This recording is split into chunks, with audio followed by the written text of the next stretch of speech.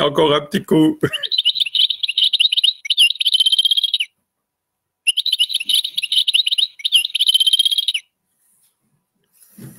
Et voilà, bonsoir, bonjour à tous. Ça me fait plaisir de vous retrouver et surtout tous vos messages d'encouragement, de soutien, ouais, vraiment, ça me fait vraiment énormément plaisir et aussi tous ceux qui se retrouvent dans ces lives, dans le sujet de l'électroculture et nos échanges, à qui ça réchauffe le cœur et à qui ça donne aussi une passion, que ça ravive leur passion, leur, euh, leur curiosité, leur envie de découvrir, de vivre. Hein. C'est vraiment, voilà, ça me fait vraiment énormément plaisir. Hein, c'est un peu comme si qu'on a un hobby et après on partage nos passions. Hein, là, ça peut être du ping-pong, l'autre le golf, l'autre la natation, l'autre le cheval. Et ici, on est autour de l'électroculture. Hein, donc, c'est vraiment si on pouvait tous vivre de nos passions, de vraiment œuvrer dans ce qui nous passionne. Par exemple, ça peut être le jardin, hein, le jardinage, les plantes, ça peut être de tout. Alors, on vivrait quand même un monde assez, vraiment enchanté, hein, merveilleux, où tout le monde serait enthousiaste, où tout le monde serait vraiment motivé, où tout le monde serait curieux, où tout le monde serait vraiment plein de lumière, plein d'énergie, d'entrain à partager, à apprendre, comparé au monde d'aujourd'hui où quand même beaucoup sont comme dans un travail où ils sont contraints, où ils sont un peu blasés ou qui se sentent obligés de faire pour plein de raisons. Hein. Si on pourrait changer ça à un monde plus, on va dire plus vivant. Hein. Un instant, parce que là, je suis dans la grange, j'ai le chien, les chats. Ouais. Maintenant, Maya, assis. Ouais, c'est bien. Tu restes là? Ouais. Voilà. Parce qu'entre le chien qui veut courir derrière les chats, c'est un peu comme les enfants qui se chamaillent. Maya, tu restes là. Voilà. Ils ont décidé de juste s'amuser maintenant. Voilà. Et justement, je suis dans la grange. Pourquoi? Parce que je me dis, à chaque fois que je fais des lives, vous l'entendez peut-être pas, mais souvent dans l'arrière-plan, il y a mes enfants qui se chamaillent ou qui crient, ou l'un veut pas aller dans la douche et l'autre veut aller dans la douche, ou voilà, plein de choses comme ça qui fait que je me dis maintenant, je vais aller dans la grange là, je vais pas entendre tous ces la vie familiale, on va dire. Hein. Ah, mais voilà, c'est comme ça, c'est la vie. Maintenant, c'est le chien et les chats. Maya, ici. Allez, viens ici.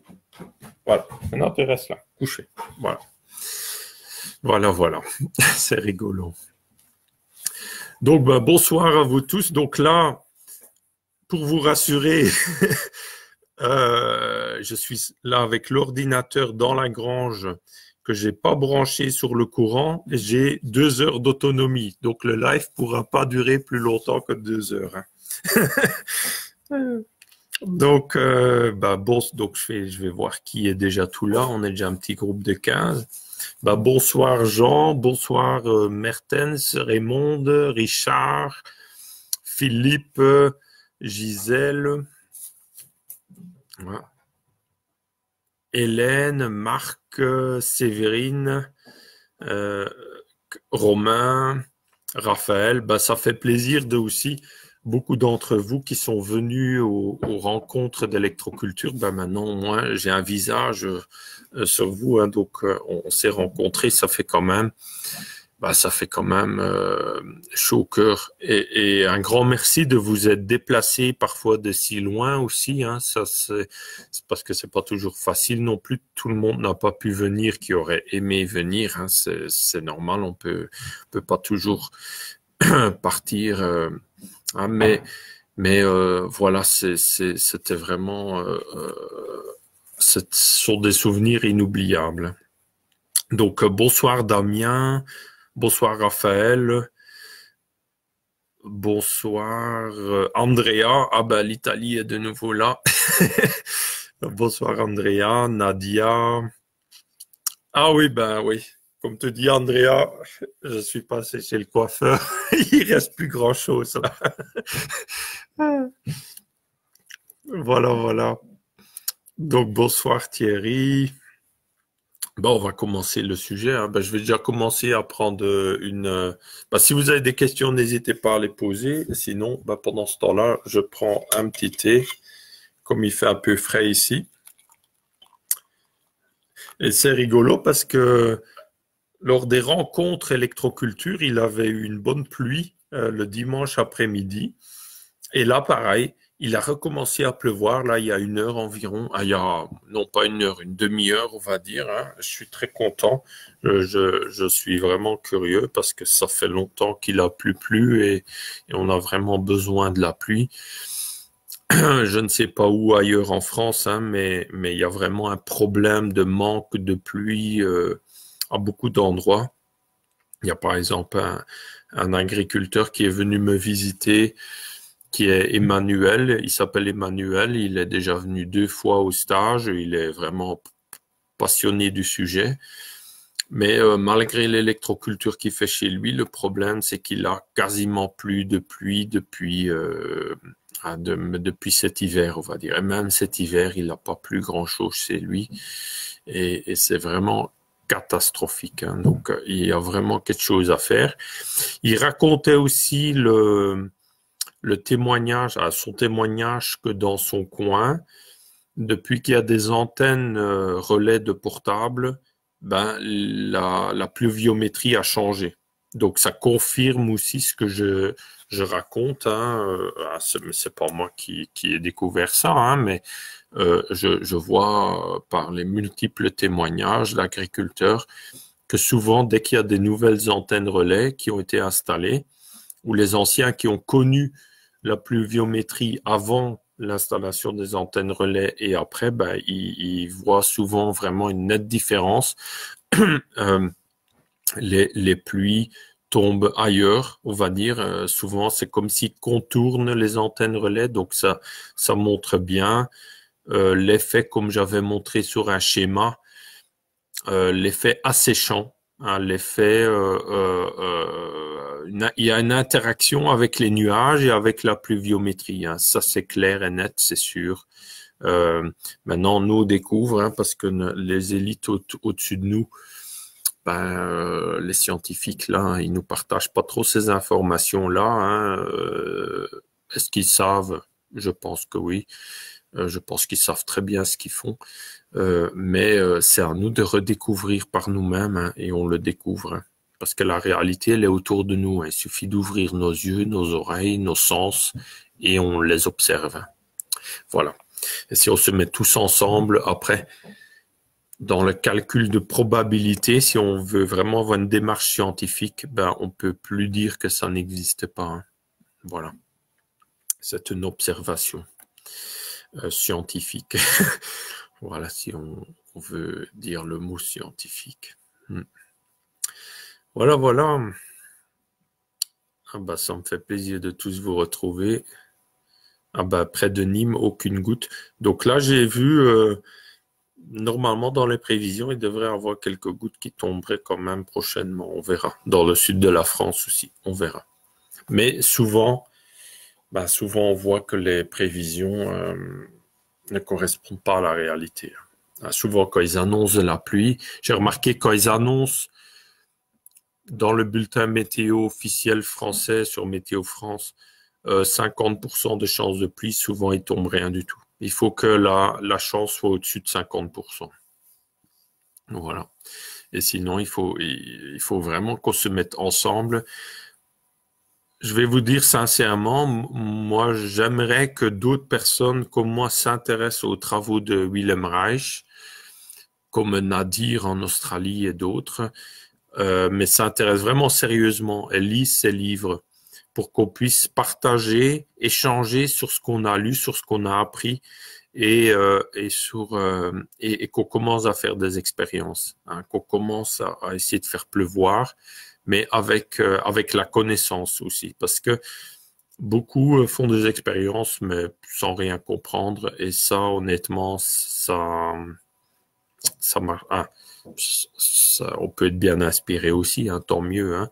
Peut-être qu'il y a des nouveaux Wilhelm Reich qui existent en ce moment, des nouveaux inventeurs qui se dévoilent et qui font des choses, mais pour l'instant, j'en vois pas trop, hein, honnêtement.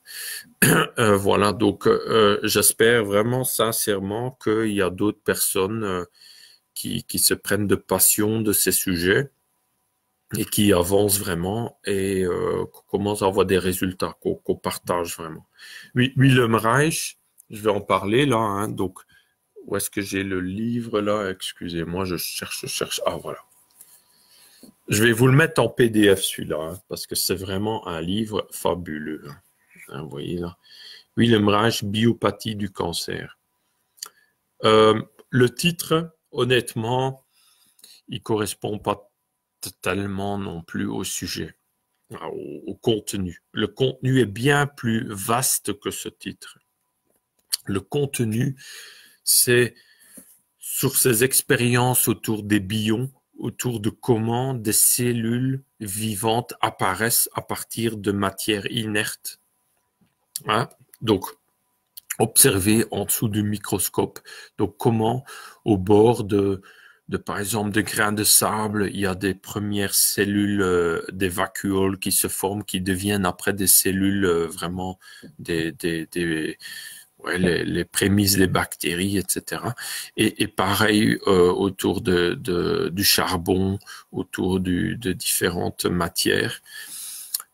Il explique aussi comment il a découvert l'énergie orgone qui est partout, qui nous entoure, qui est partout dans l'air, qui est partout.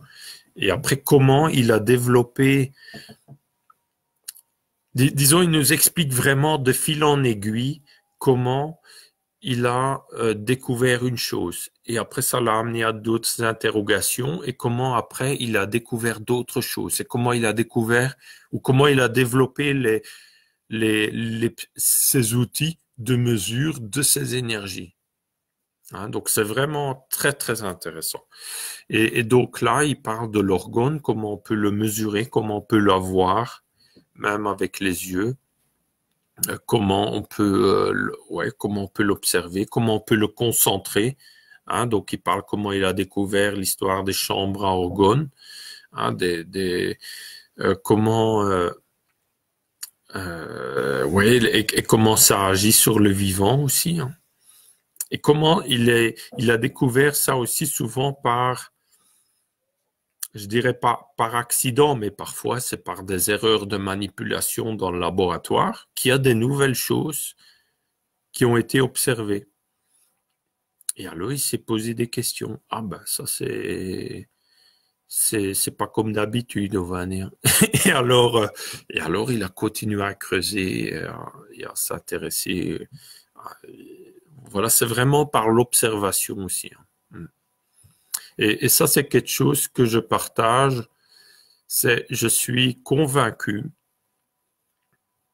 que même sans microscope, sans tous ces appareils de mesure, hein, on peut tout découvrir avec nos sens intérieurs, extérieurs, je sais pas, on peut tout, même ce qui se passe au niveau moléculaire, on peut le découvrir quelque part. C'est un peu difficile à expliquer, mais un exemple.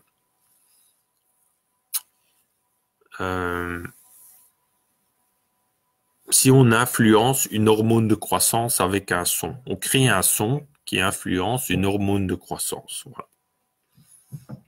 Par la technique de Genodix ou protéodie ou des choses comme ça, par exemple. Mais aussi ou par intuition, par inspiration, par guidance, on va dire. Bah, si on stimule une hormone de croissance, l'effet visuel macroscopique est que la plante ou l'être vivant va être plus grand. Donc, on le voit. Vous voyez? Donc, il n'y a pas besoin d'un microscope, il n'y a pas besoin de voir spécialement la molécule sous un microscope électronique qui serait plus présent. Non, on peut le voir, le résultat final, on le voit. Si maintenant on stimule avec la même technique je sais pas moi, le fait que les cheveux poussent, alors, on stimule une hormone ou une fréquence ou une molécule qui fait que les cheveux poussent, mais mais pas une hormone de croissance de la globalité ou non, mais un truc plus spécifique. Dans la réalité physique, macroscopique, on verra le résultat. Vous voyez? Donc, pareil, là, dans la société, il y a tant d'expériences qui sont en cours, qui ont été réfléchies en laboratoire, n'importe. Même si on n'est pas informé, il suffit d'observer la réalité à l'extérieur de nous et à l'intérieur de nous, donc comment on se ressent, parce que nous, en tant qu'êtres vivants, organiques, on est une sorte d'appareil de mesure hyper sophistiqué qui comprend, qui mesure tout, qui ressent tout. Mais il suffit d'être attentif à nos sens aussi. Il faut apprendre à être attentif à nos sens. Et après, on observe la réalité extérieure et on observe en même temps notre réalité intérieure. Et après, on comprend énormément de choses. Après, on peut faire des liens. On peut comprendre ce qui se passe. Un exemple, on voit bien, par rapport au chemtrail, par rapport aux épandages chimiques, même si on n'est pas informé de rien du tout par les médias, ou assez peu, on va dire, on observe, on compare avec comment on a connu les nuages, comment on a observé le ciel, la nature il y a 10, 20 ans, et on compare à aujourd'hui. On voit bien qu'il y a des changements. On voit bien. Après, on commence à réfléchir et on voit qu'à chaque fois qu'il y a des nuages de pluie, presque à chaque fois, il y a après des épandages chimiques au-dessus qui bloquent la pluie. Et on voit qu'en même temps, il y a beaucoup moins de pluie qui tombe qu'avant. Donc, on voit que ça a été ingénierie, ça a été pensé, ces épandages chimiques, pour créer la sécheresse, par exemple. On voit là, dans les discours de météo qu'ils collaborent avec cette ingénierie climatique et météo parce que des jours à l'avance, ils nous prédisent ciel voilé, par exemple. Avant, ça n'existait pas. Donc, ils nous prédisent donc des jours à l'avance. Donc, ça veut dire qu'ils sont informés quand les avions vont épandre en masse, un peu plus que d'habitude, des épandages chimiques. Et lesquels? Parce qu'ils peuvent épandre des produits quasiment invisibles, ils peuvent épandre des produits qui créent ce ciel voilé. Vous voyez, ils ont le choix. Donc, ça veut dire qu'ils travaillent ensemble. Donc, les météorologistes, là, à haut niveau, vous êtes aussi co-responsables de mentir à la population, de cacher et de participer à tout ça. Donc, c'est vraiment très grave ce qui se passe. Si maintenant il y aurait, on va dire, un nouveau gouvernement, ce sera pareil, mais s'il y aurait une sorte de grand renversement politique, on va dire que, je dirais, même au niveau agricole, parce que là on est au sujet de l'électroculture, mais là la pluie c'est un grand problème, justement, donc qu'on peut résoudre en partie avec des techniques d'électroculture que j'appelle la géo-ingénierie naturelle sans chemtrail et sans micro-ondes pour faire l'opposition. Donc, nous, on va faire la géo-ingénierie sans chemtrail et sans micro-ondes. Voilà. On va faire ça ouvertement. Voilà. S'ils nous interdisent ça, alors ils doivent interdire aussi la géo-ingénierie chimique, où il faut que ce soit peut-être un label bio dessus. Il faut peut-être un label bio. Ah, sur l'AG, ouais, je veux dire, il faut peut-être que ce soit approuvé par Écossaire ou par... Ah, ben, ils peuvent courir, hein. Mais donc, si ça doit être approuvé, je dis ça pour rire, mais ça veut dire que c'est pris au sérieux aussi. Alors, donc, du coup, aussi longtemps qu'ils nous embêtent pas, on le fait et on va le faire, hein. Voilà. Mais qu'est-ce que je voulais dire là? Oh, il y a mes chats là, ils vont partout, les grammes de partout. Tigrou, qu'est-ce que tu fais? Ah, c'est Tigrou et Zoro. Hein, leur prénom, déjà, ça dit tout, hein. C'est des sacrés Wistiti. Non, maintenant, ils sont sur une bâche plastique. Ils sautent dessus. Voilà, voilà. Mais donc, où est-ce que j'en étais? Donc, ouais, par rapport à un hypothétique gouvernement. Ben, imaginons qu'il y a vraiment un renversement. Ah oui, il y a la lumière qui change maintenant. Ouais. Imaginons qu'il y a vraiment un renversement politique où la population dit maintenant, voilà, on reprend les rênes en main, là, on reprend le pays. Ben alors moi je conseille, voilà, j'ai quelques petits conseils. Comment moi je ferais?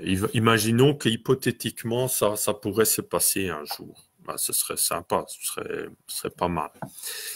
Ben, moi, je dis que toutes les directions de toutes ces institutions fon- de fonctionnaires étatiques, toutes les directions hein, de tout ministère, de toute institution étatique, comme c'est corrompu jusque vraiment très haut, où ils ont tous été complices de ce système corrompu et malfaisant, hein, parce que c'est dans tous les domaines de la société, ils prennent des décisions contre les intérêts du peuple.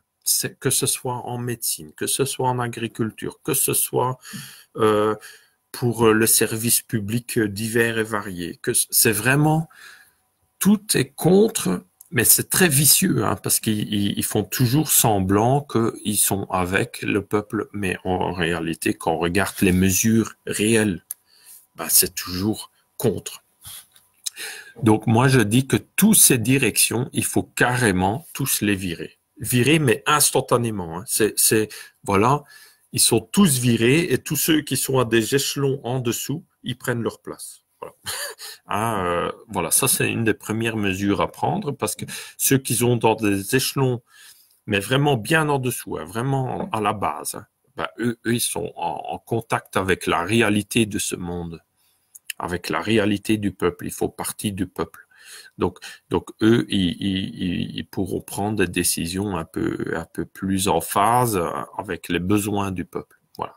Hein, comme on peut pas faire une sélection rapidement, ben, il faut le temps aussi que tout se mette en place. Ben, la première mesure, c'est déjà de virer toutes les directions, mais tous, hein, jusqu'à un certain niveau, même au niveau de l'armée, partout, partout. Et parce que il y a trop de corruption et trop de complicité à la corruption, et même leur interdire de un jour reprendre une direction de quoi que ce soit. Ah, c'est vraiment, ils sont foutus les mecs, ils sont foutus. Et après c'est hypothétique, hein, on est là dans les lucubrations, mais on sait jamais. Et voilà. Et alors là, ben, les gouvernements anciens, ils ont signé un tas d'accords, par exemple l'histoire de ces chemtrails ou l'histoire où ils sont comme soumis à des institutions internationaux et tout ça. Ben, tout ça, table rase. Mais vraiment, table rase, il faut tout revoir. S'il y a une institution internationale qui nous dit, ah ben, vous avez signé ça, il faut faire ça, c'est va te faire foutre. Hein? Et tout l'argent qui est envoyé à ces institutions, tout, hop, gelé directement. Il faut tout revoir, tous les contrats, parce que tout a été trop corrompu. Hein, quand un pays reprend son pouvoir en main, c'est ça qu'il faut faire. Il n'y a pas d'autre façon à faire. On peut pas essayer de reprendre le pays en main et en même temps laisser faire les chemtrails, la pollution, en même temps avoir des bases d'armées étrangères comme l'OTAN et tout dans le pays, c'est pas possible ça.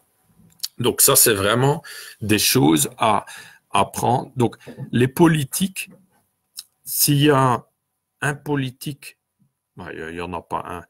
Disons que dans les politiques actuelles, il n'y en a aucun qui propose ça, ce que je viens de dire là. C'est la seule façon de sortir de ce marasme.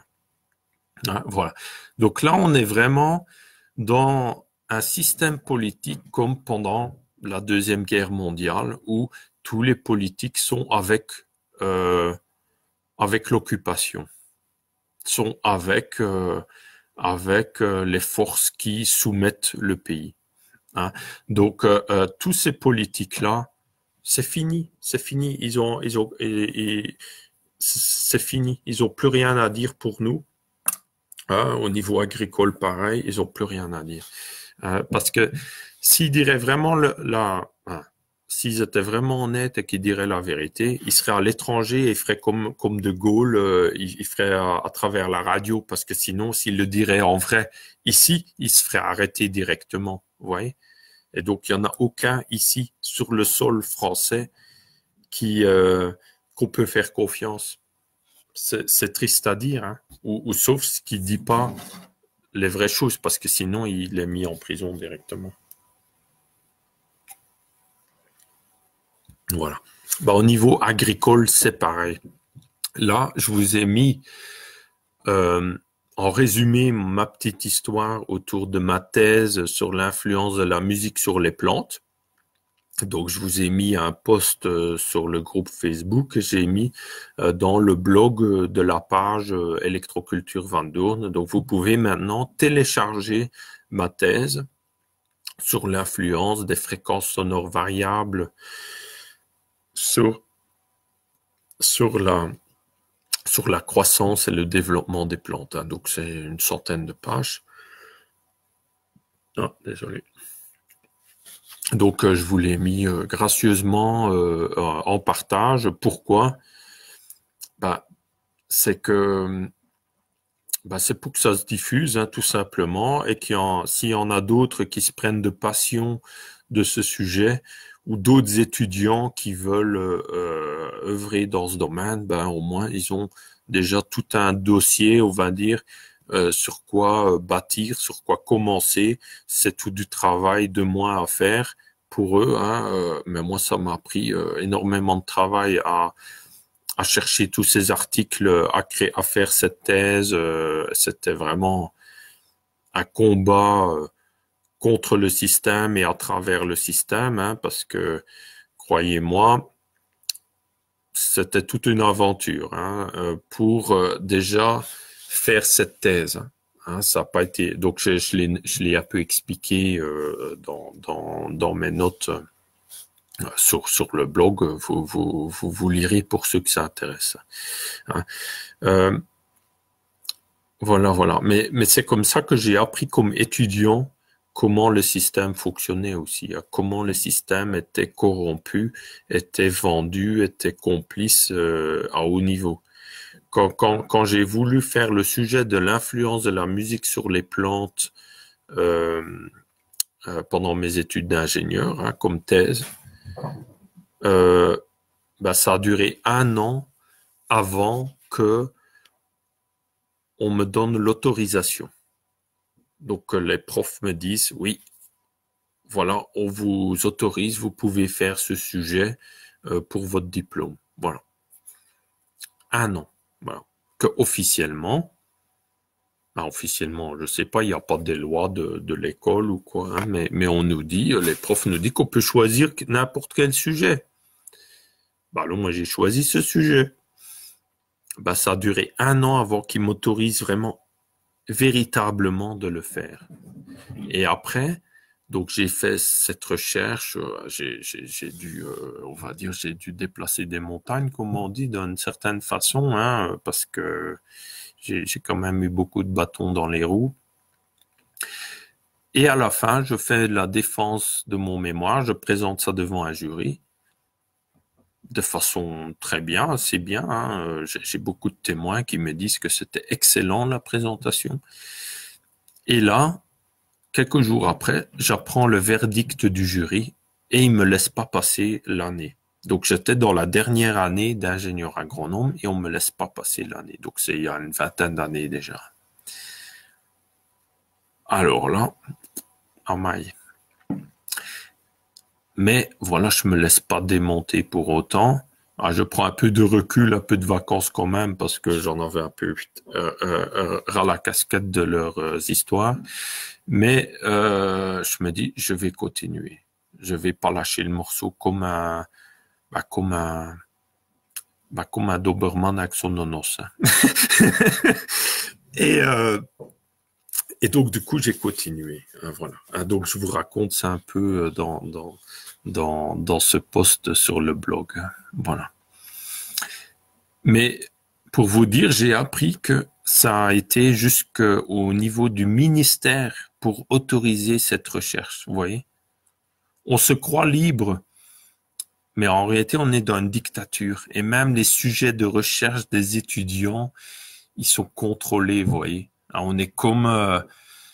c'est une vraie dictature. Mais sauf que les gens ne se rendent pas compte. Aussi longtemps qu'ils sont dans le moule, ben, ils sont pas confrontés aux parois de ces limites, de ces règles de la dictature, donc ils se croient libres. C'est un peu comme un mouton, il est dans le troupeau. Ben, dans le troupeau, il peut aller à gauche, à droite, il se croit libre. Mais quand il est sur le bord du troupeau et que là, il part, ah ben là, il y a tout de suite le chien qui lui court derrière voilà, ou au pire des cas, on lui tire dessus. Hein. Voilà. Ben, c'est un peu ça. Hein. Alors, on est vraiment dans une sorte de dictature. Au niveau agricole aussi, croyez-moi que si les techniques d'électroculture se développent vraiment à grande échelle, où des centaines, voire des milliers d'agriculteurs commencent à pratiquer ces techniques et à abandonner les engrais et les pesticides, croyez-moi que le système et l'État ne, ne y ripostera. Hein. Parce qu'ils ne veulent pas ça. Hein. Donc, il faut vraiment être bien conscient de ça. Voilà, on est vraiment, malgré que on s'amuse bien là, hein, mais il faut vraiment être bien conscient que le système, il est très vicieux, très très vicieux, et que même dans le groupe, il y a des petits vicieux. Ouais, je dis ça comme ça, je veux pas, mais moi j'ai un nez pour ça. Et bah non, je m'en fous un peu, il y en a de partout. Hein. Mais il faut être bien conscient de ça, le monde n'est pas tout rose non plus. Voilà. Donc voilà. Maintenant, un exemple. Un exemple, non, je vais pas donner spécialement un exemple.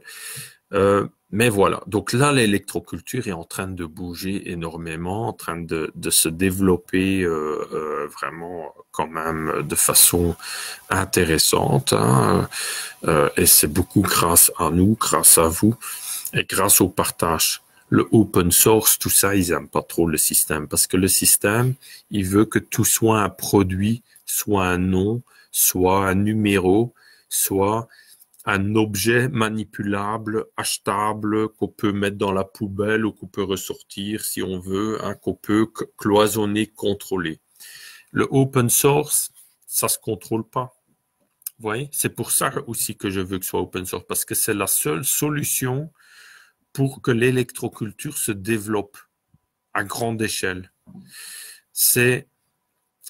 Il faut que ça s'inscrit aussi dans une démarche commerciale. C'est pour ça que je fais du commerce, parce qu'il faut bien manger, il faut bien que je gagne un peu ma vie pour payer mon prêt ou mon loyer ou aller faire des courses. Hein.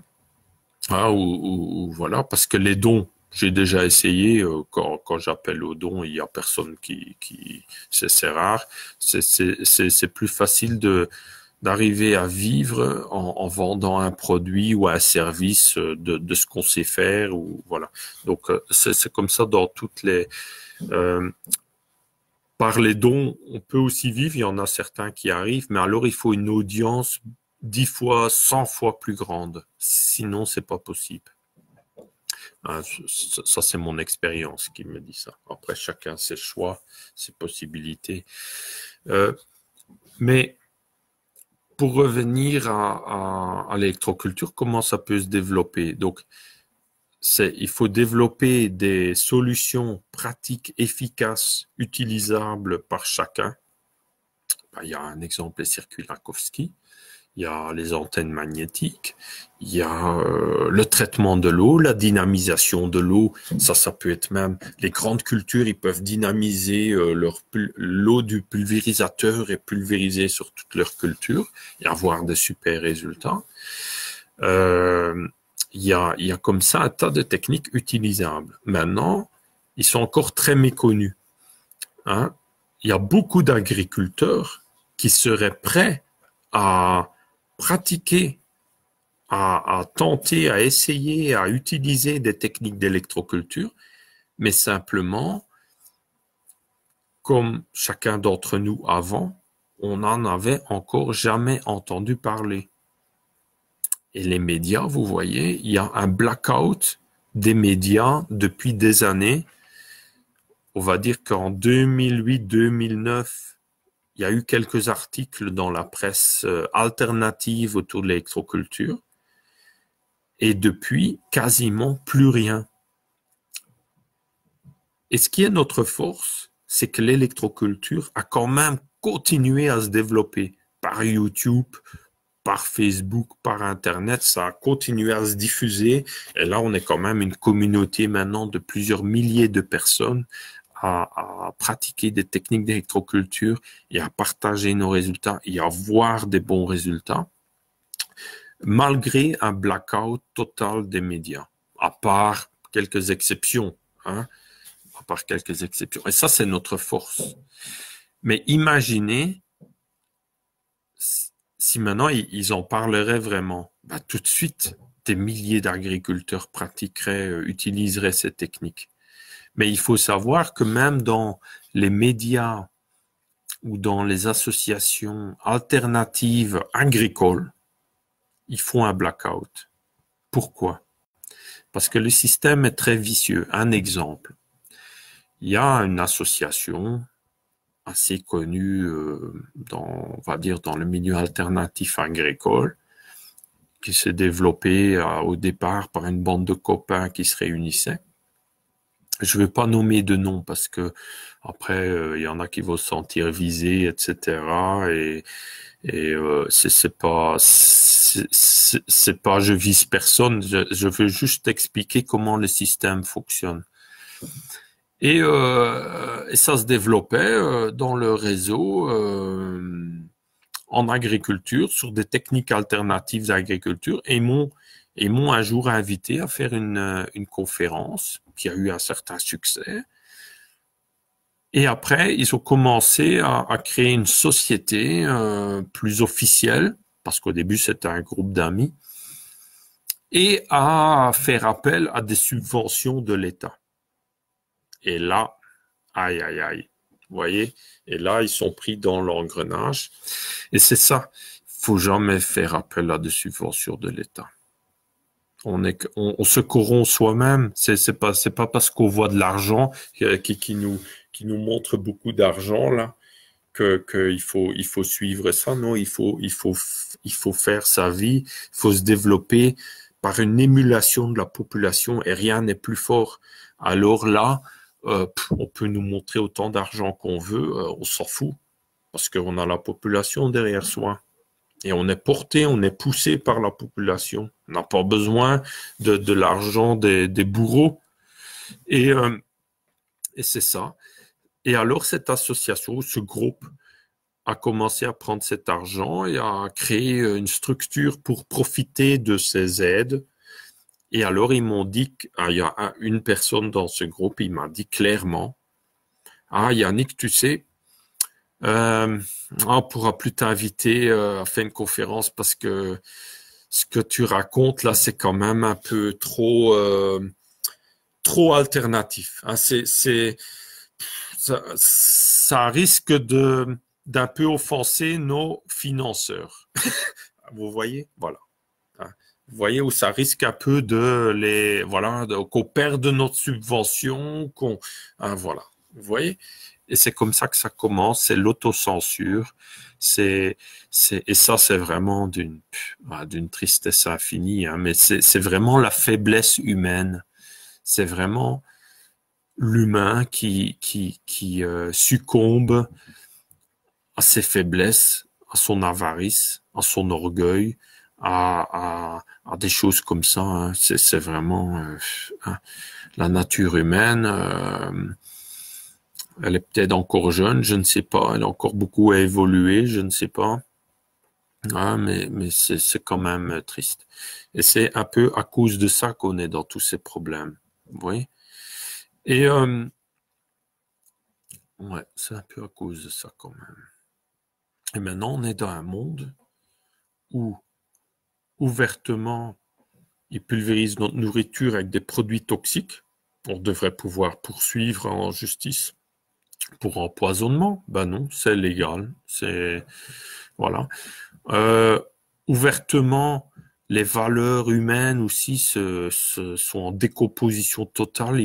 Par exemple, il y a pas longtemps, à Strasbourg, il y en a deux hommes. Alors, on peut pas appeler ça des hommes. Hein. Moi, je vais appeler ça des Electroconanus, domesticus sombicus. Hein. C'est la biodiversité qui augmente. Ben, il s'enfilait des saucisses, une saucisse, hein, pour faire un mot un peu, hein, en pleine rue. Vous voyez, hein, en pleine rue, mais comme deux chiens qui se baisent, hein, en pleine rue, en plein Strasbourg. Une autre c'était tout filmé à Paris qui vont déféquer comme ça en pleine rue, mais vraiment sous le trottoir, comme ça, comme un chien. Voilà. On est vraiment, et pour les politiques actuelles, tout ça, c'est normal. Par exemple, à Paris, il paraît que sur les passeports carte d'identité, il n'y a plus mère et père, non, c'est parent 1, parent 2. C'est complètement fou. Si on est en contact avec la nature, on voit bien que les plantes, il y a des mâles et des femelles, il y a des fleurs, il y a toujours le masculin, le féminin, tout ça, ça existe. Hein, c'est pas, euh, euh, on mélange pas ça. Hein, c'est pas normal. Hein. Euh, euh, et donc là, les valeurs sociétales et les valeurs de la nature sont complètement euh, euh, perverties dans le système, on va dire. Hein, ouais, perverties. Ouais, c'est ça. Voilà, maintenant, l'électroculture aussi, c'est un peu retrouver, hein, dans mon sens, c'est de te retrouver du bon sens, hein, de retrouver quelles sont les règles véritables de la nature et de les respecter. Hein. Si on veut avoir des bons résultats avec la nature, il faut quand même au moins respecter ses règles à elle, hein, découvrir quelles sont ces règles. Voilà. Voilà. Et si on ne les respecte pas, après on s'adapte. Hein, on peut faire des erreurs dans sa vie, mais on s'adapte et après on les respecte. On est chacun sur un chemin d'évolution.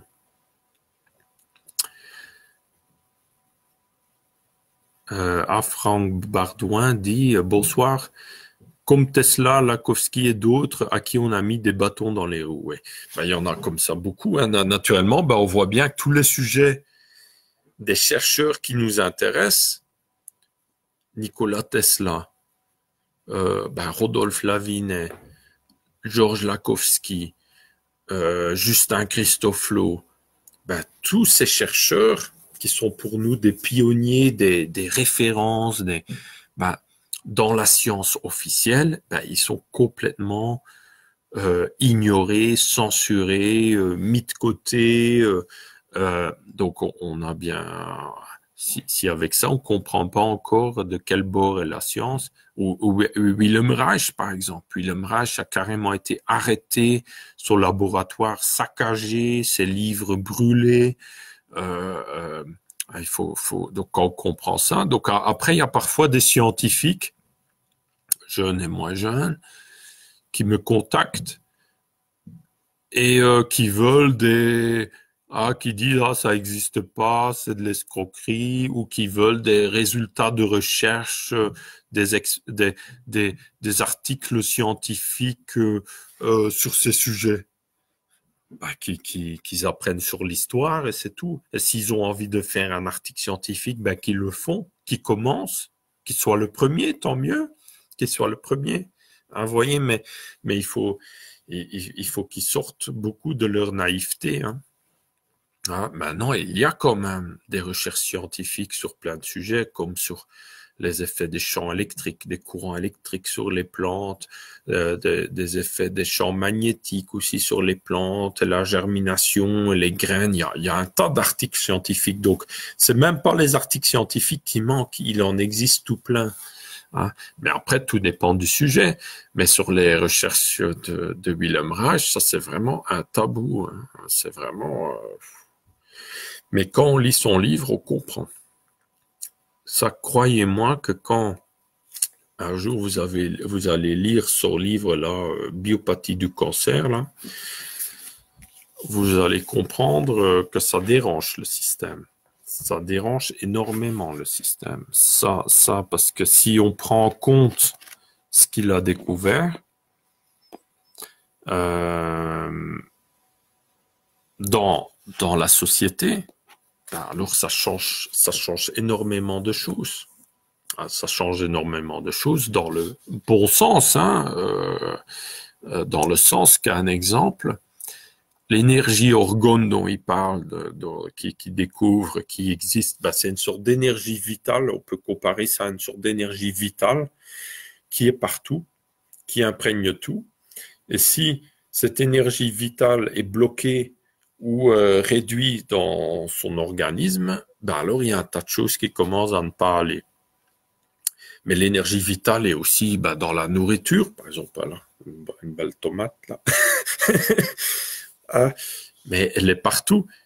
Mais comme on voit, par exemple, dans l'industrie de l'alimentation, dans l'agriculture et voilà, on voit bien que tout est fait, tous les process industriels de conservation moderne, par exemple la pasteurisation, les produits chimiques divers et variés.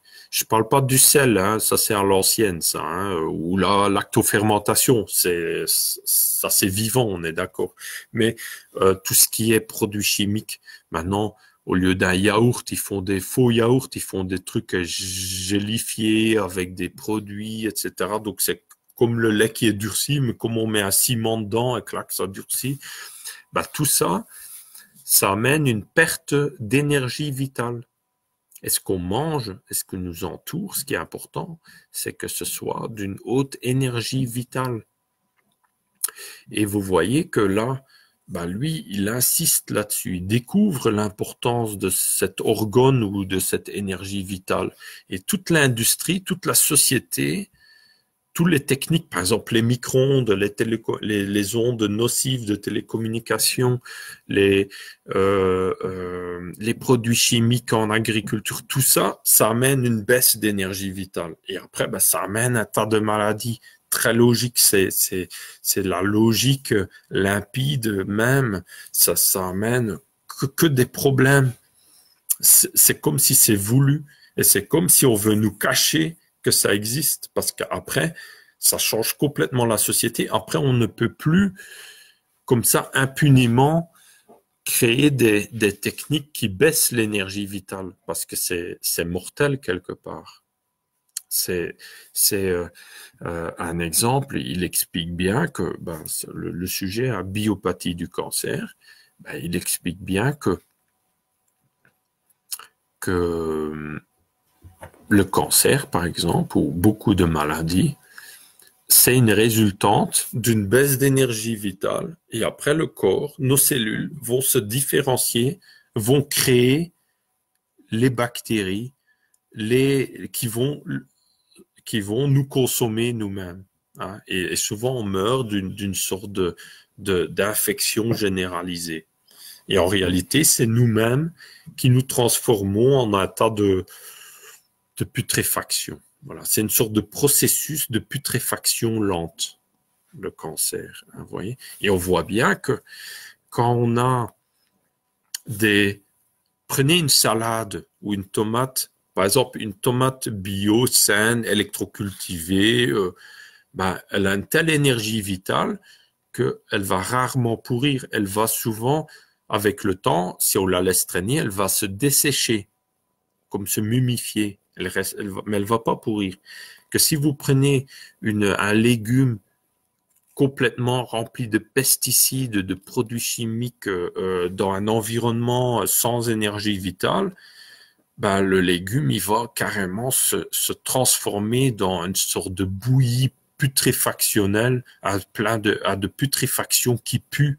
Et parfois, vous ouvrez un yaourt chimique ou bio, mais de mauvaise qualité, il sent déjà la putréfaction.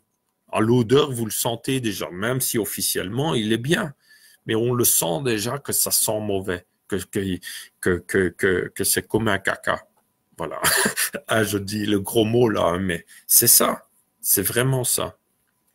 C'est toute une histoire énergétique. Et alors, il dit bien dans ses livres, mais ça découle de toute cette recherche que chaque cellule de notre corps fait partie d'un état fonctionnel du corps entier. Et notre corps entier, on est une partie d'un état fonctionnel ou d'un organisme encore plus grand, comme on fait partie de la Terre, on va dire. Hein.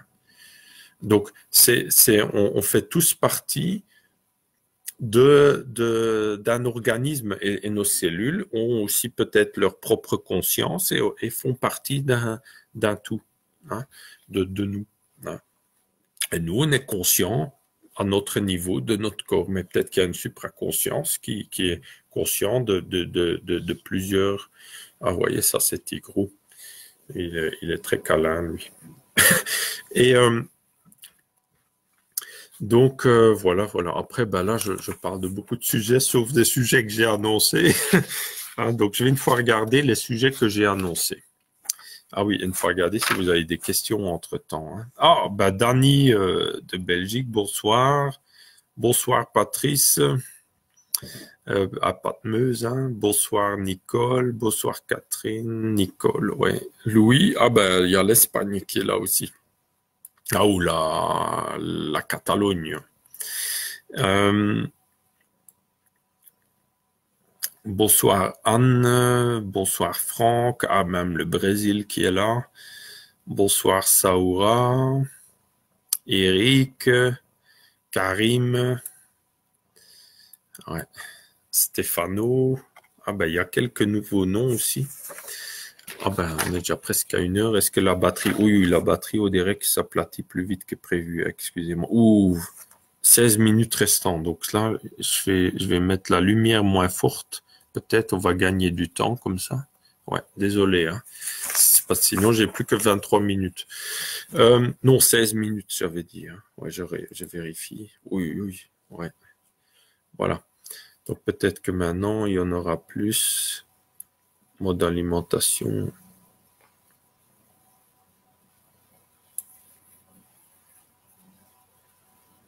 J'aurais peut-être un peu plus. Mais voilà, ça va m'obliger de faire plus vite, mais je referai un live rapidement, un nouveau live après. Donc, les sujets.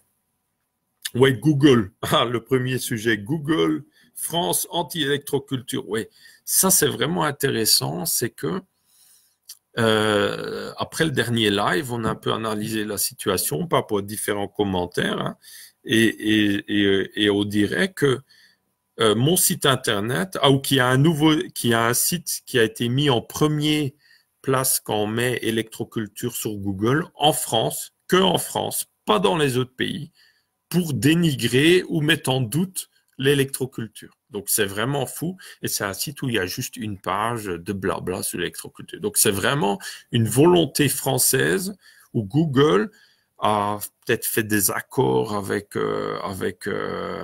Macronescu ou je ne sais pas quoi, ou comme Facebook, hein, ils font des accords entre eux, hein, entre malfrats.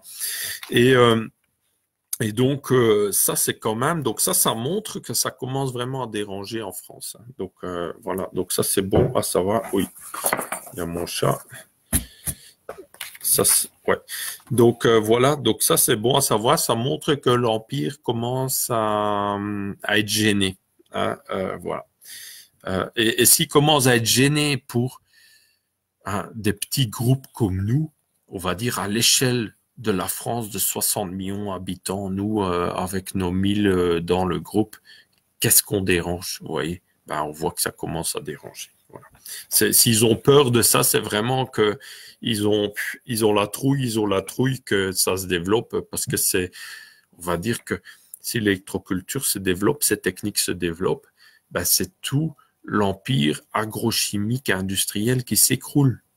De toute façon, ça va s'écrouler, hein. Pour moi, c'est une évidence et je pense pour beaucoup d'entre nous, c'est une évidence.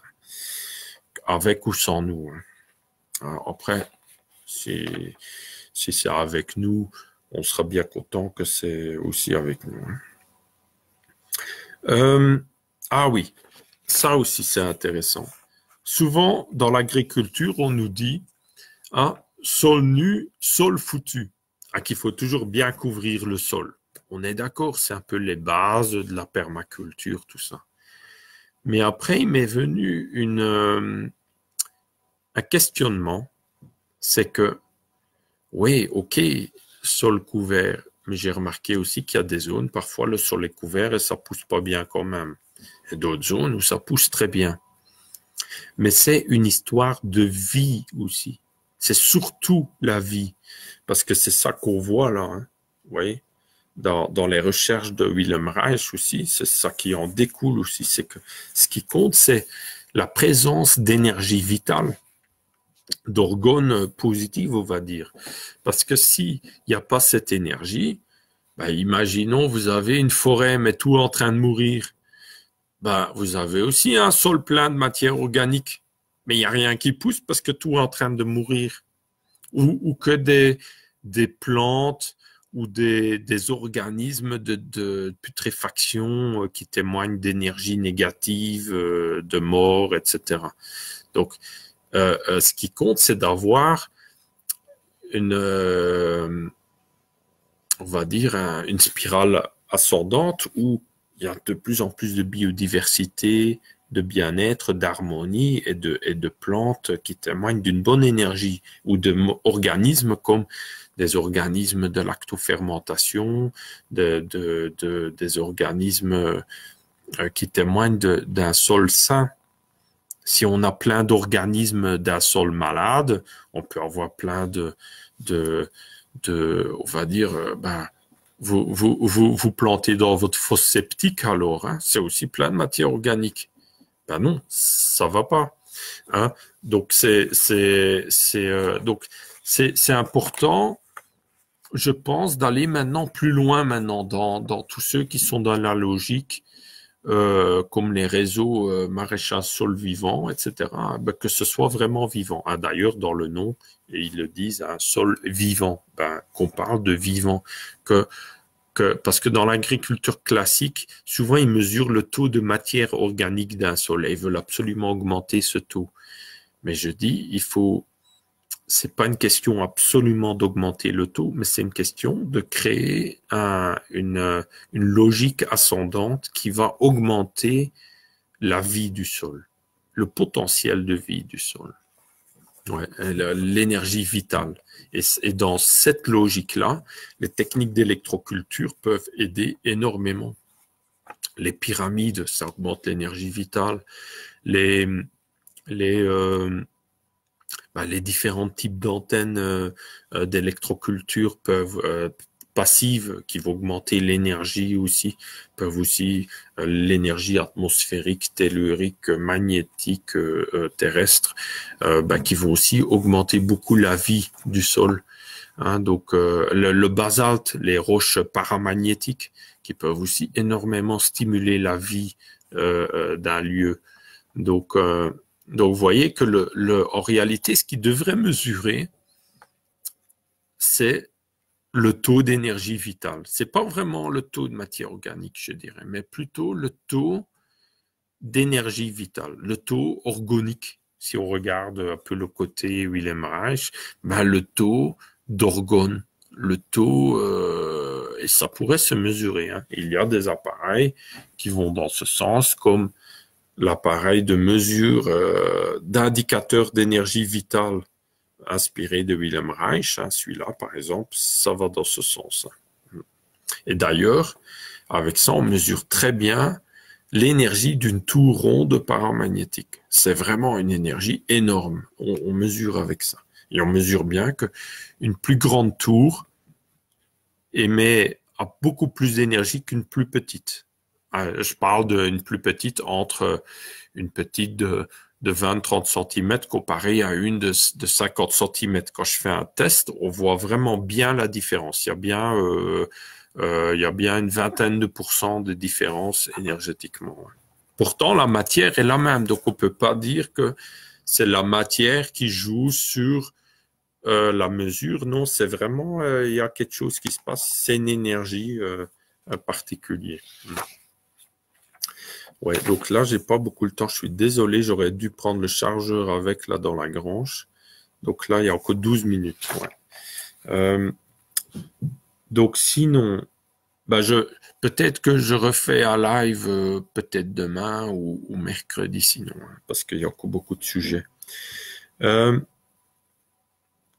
Ouais, générer la pluie et le beau temps. Ouais, donc là, on voit bien que malgré toutes les techniques d'électroculture qu'on peut faire sur un terrain, naturellement, ça aide pour lutter ou pour augmenter les résistances à la sécheresse. Mais il faut quand même, si on peut, et il faut juste qu'on développe nos connaissances, nos savoir-faire, il faut quand même qu'il pleut. Il faut quand même de l'eau de temps en temps. Et il faut arrêter de trouver ça normal ou fataliste qu'il pleut pas, comme si on pouvait rien faire. Non, on peut faire. C'est un peu comme, disons, c'est le terrain est infertile, on peut rien faire. Si, on peut faire de l'électroculture. Là, pareil, il manque de pluie, on peut faire des techniques pour ramener la pluie. Parce que pourquoi cette pluie manque, c'est pas à cause de raisons naturelles, c'est à cause de manipulation du temps par l'homme, artificiel donc. Donc, on a un peu comme les sols qui sont devenus infertiles à cause des pesticides, des engrais chimiques, de plein de raisons, hein, du labour, de plein de raisons, à cause de l'homme. Pareil, à cause de l'homme, le climat est complètement déréglé. À nous, en tant que on va dire que inventeurs, chercheurs, dernier guerrier du village gaulois avec Astérix, Obélix et Panoramix, à trouver des solutions pour qu'il repleut, au moins sur le village gaulois. Il y a ma batterie qui est quasiment plate. Je suis désolé, là, j'espère, là, c'est en mode alerte. 8 minutes. Désolé. Hein. Donc, c'est pour ça que je parle là de générer la pluie. On peut, déjà, les antennes type paratonnerre, quand ils sont faits assez haut, peuvent déjà aider à protéger contre la grêle. Donc, ça, c'est déjà connu. On lit ça dans les livres de début du siècle. Hein.